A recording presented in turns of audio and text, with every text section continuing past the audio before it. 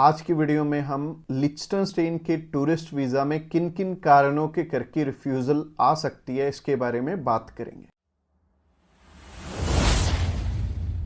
Subscribe कीजिए हमारे इस चैनल को और टूरिस्ट वीज़ा में आने वाले अपडेट्स के बारे में अप टू डेट रहिए।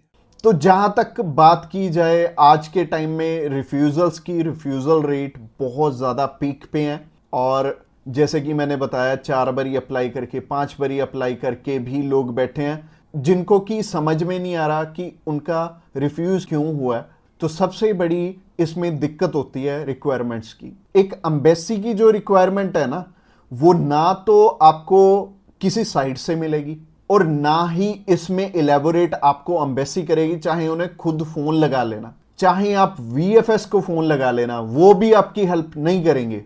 और तीसरी चीज आती है यहाँ पे कंसल्टेंट्स।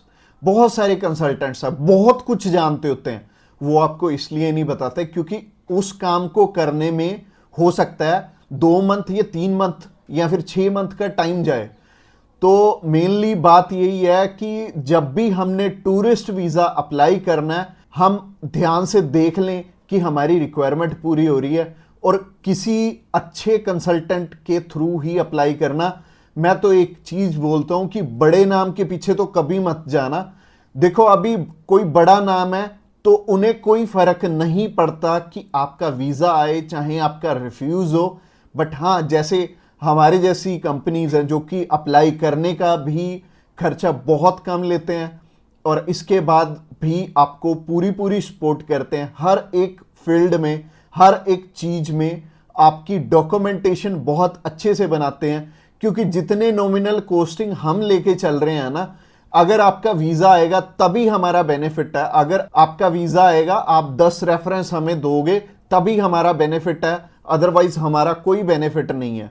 जो पर्सन आपसे ऑलरेडी 25,000 50,000 रुपए एडवांस में ले रहा है, उन्हें आपकी प्रोफाइल से कोई मतलब नहीं है। अच्छा, दूसरी तरह के कंसल्टेंट ये हैं कि जो हायर साइड पे 20-25,000 रुपए आपसे पहले भी लेते हैं और 10 लाख रुपए बाद में भी लेंगे।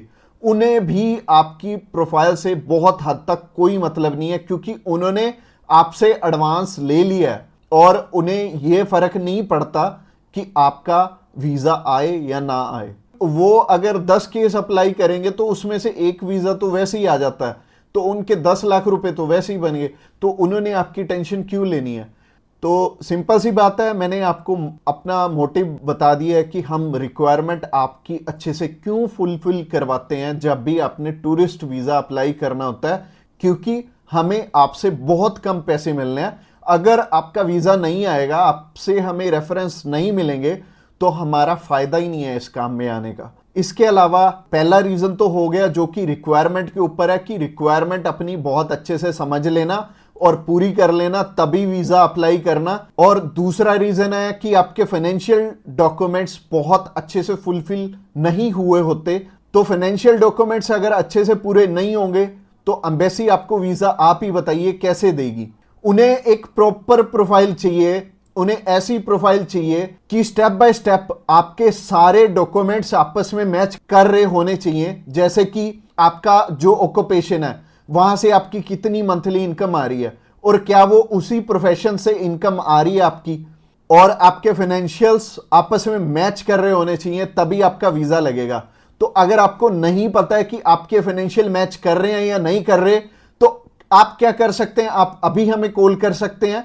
आप जान सकते हैं कि आपके फाइनेंशियल अच्छे से मीट कैसे होंगे। और कॉल तो आप इस वीडियो के एंड में ही हमें करना, क्योंकि आगे जो रीजन है वो भी बहुत स्ट्रॉन्ग रीजन है कि आपका वीजा इन इन कारणों से भी हो सकता है। प्रोफाइल का तो मैंने आपको बता दिया कि आप हमें कॉल कर लेना। इसके अलावा जो तीसरा सबसे बड़ा रीजन है वो है कि आपके यहां पे इंडिया में टाई स्ट्रॉन्ग ना होने, यानी कि इंडिया में आपका कोई ऐसा रीजन नहीं है कि आप वापस लौट के आओ।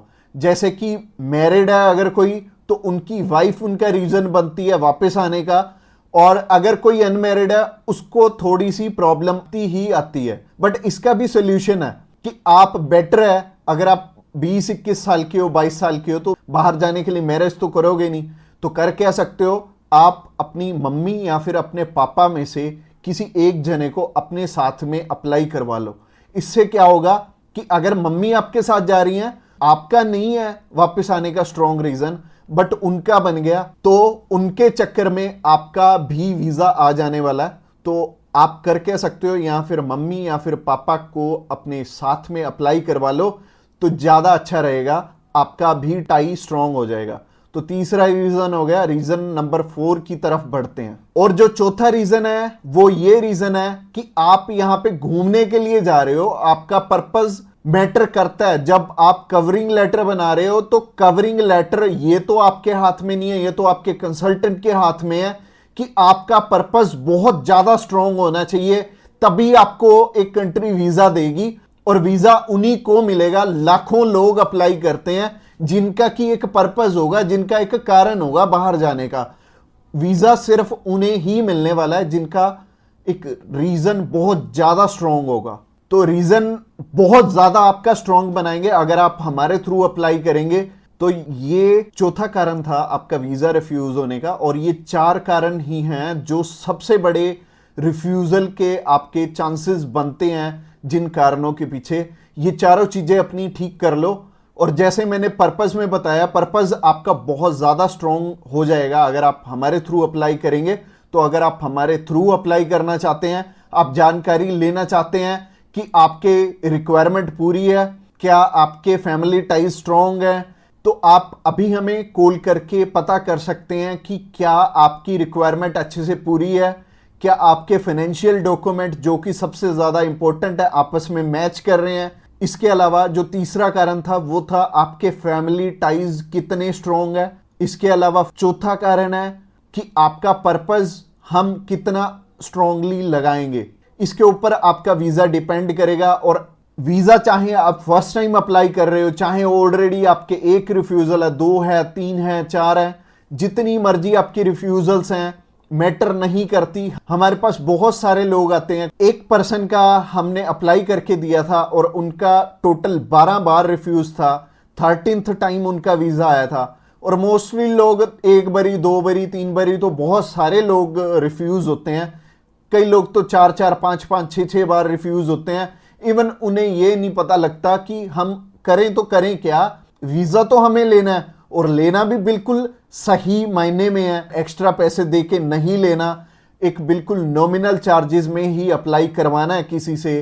तो उस कारण में वो ट्रैवल हिस्ट्री वाली साइड भी जाते हैं। तो ट्रैवल हिस्ट्री वाली साइड मैं तो बिल्कुल नहीं बोलूंगा कि आपको ट्रैवल हिस्ट्री बनानी चाहिए, क्योंकि इस टाइम एयर टिकट्स ही इतनी महंगी हैं कि अगर आप एक कंट्री में भी ट्रैवल करते हैं तो आपका 70 से 80 हज़ार रुपये लग जाते हैं। इसके अलावा अगर आप 3-4 कंट्रीज में ट्रैवल कर लिए तो आपके 3-4 लाख रुपए खराब हो जाने वाले हैं। और जैसे कि मैंने आपको पर्पस वाली वीडियो में बताया था, 15 से 16 हज़ार रुपये में आप हमारे थ्रू अप्लाई कर लेंगे और आप कम से कम 3 लाख रुपए में अपना 20 बारी अप्लाई कर पाओगे।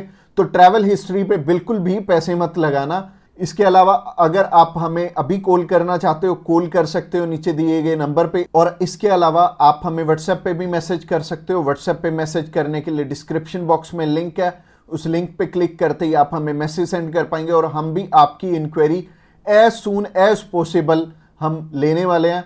और हमारी टीम्स ऑफ एक्सपर्ट्स हमेशा रेडी है, और वो सारे टीम मेंबर्स को पर्सनली मैंने ही ट्रेंड किया हुआ है, और आपकी हर एक ज़रूरत को वो समझेंगे और फिर उसी अकॉर्डिंग आपको गाइड करेंगे। और आपको बिल्कुल भी टेंशन नहीं लेनी, जब भी आपने वीज़ा अप्लाई करना है आप हमारे थ्रू ईजिली कर सकते हैं। अगली वीडियो हमारी सी टाइप के वीज़ा के ऊपर रहने वाली है कि सी कैटेगरी में बहुत सारे हमारे पास ऑप्शन होते हैं अलग अलग, जिनके थ्रू की वीज़ा अप्लाई करने में हमारा पर्पस बहुत स्ट्रॉन्ग हो जाता है। तो सी टाइप में जैसे कि बिजनेस वीज़ा हो गया, स्पोर्ट्स वीज़ा हो गया, कल्चर वीज़ा हो गया, मेडिकल वीज़ा हो गया, तो ये सारे वीज़ा के बारे में हम बात करने वाले हैं, जो कि हमारी नेक्स्ट वीडियो रहने वाली है। तो आपने क्या करना है, हमारी नेक्स्ट वीडियो को भी जरूर ध्यान से देखना। Thanks a lot for watching this video till the end, और मिलते हैं किसी बढ़िया सी वीडियो में नेक्स्ट टाइम।